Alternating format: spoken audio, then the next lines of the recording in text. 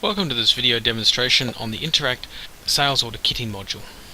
The kitting module allows you to sell a group of products that are related together into a kit through the sales order entry module.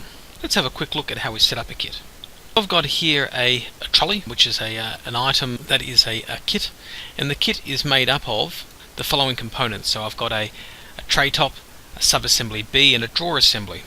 So those three items together will be sold for $1,600 when they're sold, and the total cost of them would add up to $1,150.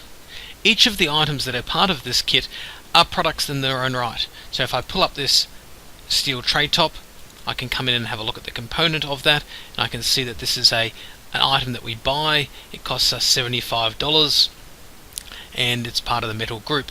And we can see all the history of every time that we've bought that or sold that item underneath that item as well. So I've put in a sales order here to Moreland Council, and we're going to add that kit item to the sale.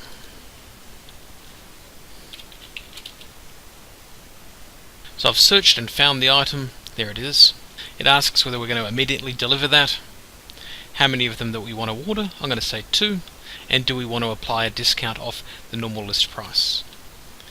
The system then pulls up the details of what's within that kit and has a look based on the quantity of the kit that we've got over here of 2, how many are normally required of the kit. We can see that it thinks we need 1 per kit for the steel tray top, therefore we're going to need 2, and the drawer assemblies there's 2 of, so therefore we're going to need a total of 4 of those in this particular kit.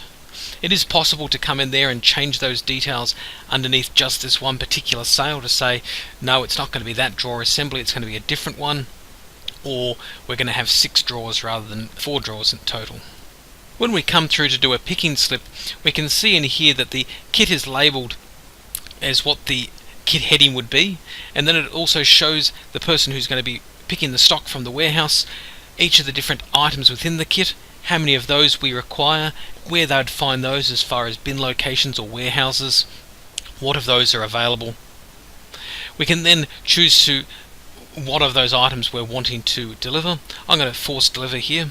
When we go through to print a delivery docket saying yes, we're going to deliver those items, it doesn't show the same sort of details as what we had on the picking slip. It looks slightly differently.